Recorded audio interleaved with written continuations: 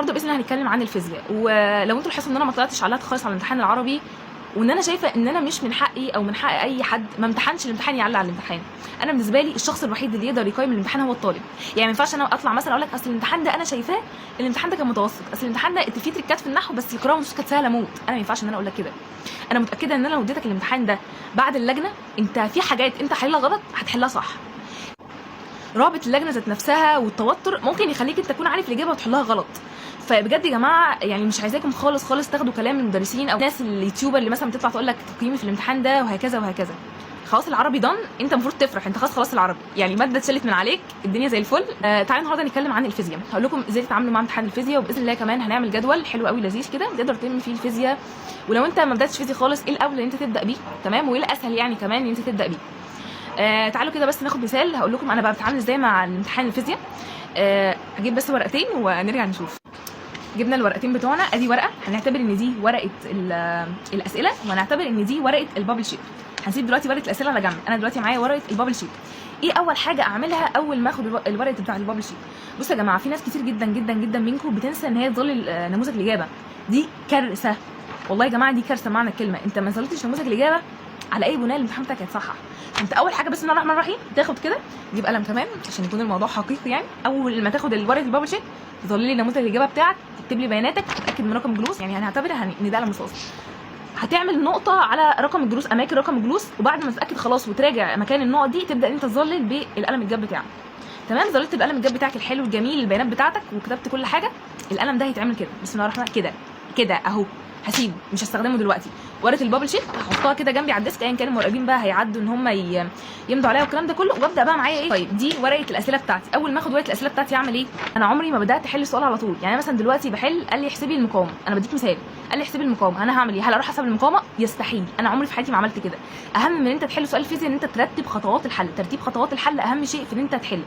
طيب هعمل ايه؟ قال لي احسب المقاومه، انا عارفه ان انا عندي المقاومه ليها قانونين اساسيين. المقاومه اول حاجه قانون بيساوي رو اي في ال على ايه، ده القانون الاول. طب القانون الثاني ان هي بتساوي في على اي. ادي كده عندي اهم قانونين بكتبهم بكتبهم على جنب السؤال كده. تمام، يبقى انا كده كتبت اهم قانونين. بسم الله الرحمن الرحيم بدات اقرا.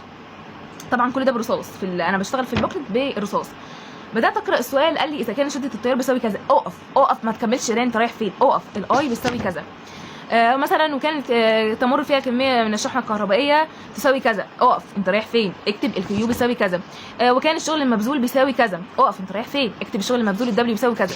انا كده طلعت المعطيات، انا بمشي بترتيب اللي هو قال لي، انا ما بقراش السؤال، انا بسم الله الرحمن الرحيم بمشي بترتيب يعني الحاجات اللي هو كاتبها لي. اذا كان شده التيار بيساوي كذا ابدا اكتب وهكذا وهكذا. انا دلوقتي كتبت المعطيات بتاعتي وقال لي هاتي الار، هاتي المقاومه. انا دلوقتي شفت ان خلاص ان القانون الثاني اللي هو بتاع اللي هو رو اي في ال عليه مش هستخدمه، فبشطبه واعرف كده ان انا القانون الاساسي عندي اللي هو بيساوي في على اي. طيب انا دلوقتي قبل ما اجيب المعطى انا عندي مجهول، انا هو دلوقتي في مطلوب، انا عندي مجهول قبل المطلوب.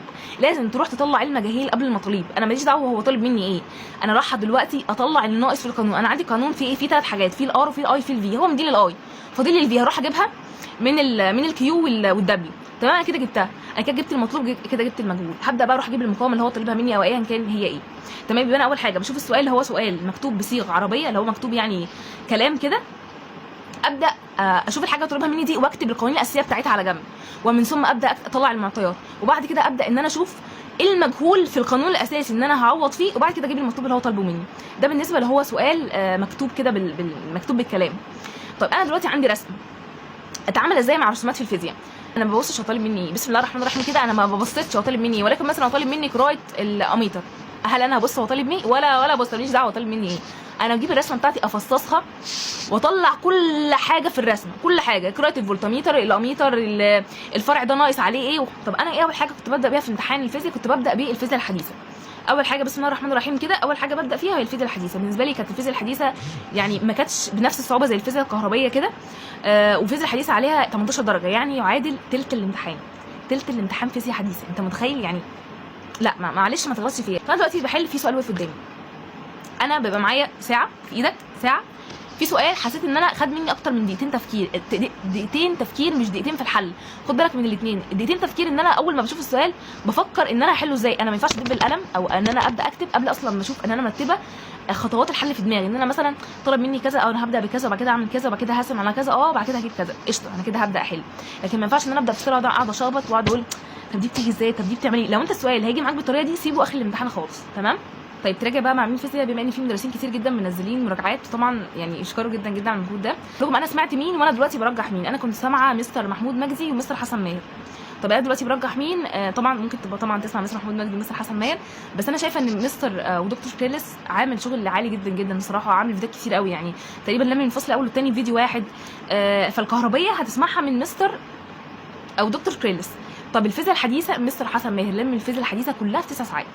وانا بقول حرفيا ان الفيزياء يعني انت لو انت ما فتحتش الفيزياء الحديثه باذن الله، سمعت الفيديو ده وكمان هنزل لكم المذكره بتاعته، تقريبا كان كاتب فيها كل قوانين الفيزياء الحديثه على الجروب التليجرام. يعني انت لو سمعت الفيديو وفصل القوانين باذن الله تعالى الفيزياء الحديثه بالنسبه لك هتبقى ادفع حاجه في الفيزياء. طب انت دلوقتي يا عم اصلا واحد مخلص الفيزياء وجامد تنين في الفيزياء، تسمع مستر محمد عبد المعبود. بالنسبه لي انا مستر محمد عبد المعبود بيقول افكار عاليه، بحس ان هو محتاج شخص اوريدي اصلا مذاكر فيزياء. يعني انت شخص مذاكر فيزياء تعالى اسمع الفيزياء، لكن شخص لسه هيبدا من الزيرو، انا ببدا يعني دلوقتي برجح لك شخص يبدا من الزيرو، يعني اصلا شخص يبدا من الزيرو ما يعرفش اي حاجه. قصدي لو انت يعني بادي فيزياء اسمع مستر حسن ماهر او مستر محمود مجدي او دكتور كريلس. طب لو انت شخص جامد في الفيزياء واوريدي عايز تتدرب على افكار عاليه في الامتحان هتسمع مستر محمد عبد المعبود، تمام. طيب بالنسبه للجدول اللي احنا باذن الله هنمشي عليه، وده من وجهه نظري انا كسلمى، يعني انا حاطه لك من وجهه نظري انا، تمام. انت عندك اي تعديل تاني امشي عليه مفيش اي مشكله، لان الفيزياء والكيمياء المواد العلميه دي بتبقى معتمده اكتر على الطالب، انت مخلص قد ايه، بتعرف تحل ايه، زي اللي ضايع في المنهج عندك والكلام ده. لكن الجدول ده هيكون مناسب اكتر للشخص اللي هو اصلا ميح، تمام. ولو انت اصلا شخص كويس هقول لك تعمل ايه، تمام. طيب النهارده باذن الله اللي هو يوم 22 احنا المفروض ان احنا هنخلص الحديثه مع حل النماذج الاستشهاديه على الحديثه، تمام. مش هتحل اكيد النماذج الاستشهاديه كلها، هتحل النماذج الاستشهاديه على الحديثه، تمام. يعني الاسئله اللي جت في النماذج الاستشهاديه عليها. طب هتلاقي مين عامل الخلاصه في النماذج الاستشهاديه؟ هتلاقي مستر حسام خليل، تمام. مستر حسام خليل منزل كل فيديو لكل باب خلاصه النماذج الاستشهاديه على اليوتيوب. بعد كده يوم 23 اللي هو بكره باذن الله حضرتك مطالب انت تخلص الفصل الاول والثاني، هي هتحل النماذج الاستشهاديه برده عليهم. طب هتسمعهم لمين؟ قلت لك تسمعهم للدكتور كريلس او لمستر حسن ماهر او لمستر محمود مجدي، ولو انت اصلا مخلصهم قبل كده يبقى ممكن تعلي مستواك بمستر محمد عبد المعبود. طب بالنسبه ليوم 24 ان شاء الله هيكون معانا الفصل الثالث والرابع. بص الفصل الرابع سهل، هو عباره عن دوائر الار والال والسي والار ال سي والار ال والكلام ده كله يعني، ودايره المهتزه ودايره الرنين دي سهله، يعني هو كده كده حفظ. واهم حاجه تعرف الزوايا، اهم حاجه فيه هي الزوايا، اهم حاجه فيه هي الزوايا دي بقولها اهو، الزوايا اهم حاجه، تمام. بعد كده الفصل الثالث هو ده اكتر فصل تركز عليه، ده عليه 15 درجه بس، تمام. فخد بالك من الفصل الثالث ده، يعني حتى لو حاجه وقعت منك هنضيفها اليوم اللي بعده، فخد بالك الفصل ده مهم جدا. يبقى انت ان شاء الله يوم 24 مطالب تخلص فصل ثالث ورابع، وكمان هتحل نماذج الاستشهاديه عليهم، تمام. طيب يوم 25 تمام اللي هو قبل الامتحان، حضرتك لو وقع منك حاجه في الفصل الثالث هتراجعها، وقع منك حاجه في الحديث هتراجعها، يعني هتخصص حوالي 4 ساعات تراجع فيه المعلومات النظريه اللي انت كنت مذاكرها في الابواب. وبعد كده باقي اليوم ان شاء الله هيكون مراجعه اخطاء النماذج اللي انت حليتها دي، ما انت حليت النماذج الاستشهاديه كلها يعتبر في الحديثه، وباب اول وثاني وباب ثالث ورابع، هتراجع الاخطاء اللي انت غلطتها او الافكار الجديده عليك. وبعد كده طبعا باقي اليوم هتحل امتحانات ثانويه عامه، تمام. طبعا اهم امتحان ثانويه عامه هو 2024 دور اول وثاني اللي هو اخر امتحان ثانويه عامه، تمام. فهو ده الجدول كامل ان شاء الله. معانا اول يوم حديثه فصل اول وثاني، بعد كده فصل ثالث ورابع، كده مراجعه الاخطاء وحل امتحان ثانويه عامه. بالنسبه للفيزياء باختصار شديد، وكمان عايزاكم تطمنوا والله بجد ما تقلقوش، الموضوع بسيط قوي وخلاص. اللي فات والله بجد في العربي، مش هتقلقوا خالص. وفي ناس كتير قوي بتعيط، والله يا جماعه الموضوع بسيط. وعايزه اقول لكم ان كلنا تقريبا كنا بنعيط في الامتحانات، بس كرم ربنا كبير جدا جدا جدا. عمر في حياتها ما كانت النتيجه بحساباتك انت، او انت نقصت كام درجه وهجيب كام درجه، عمرها في حياتها ما تكون كده.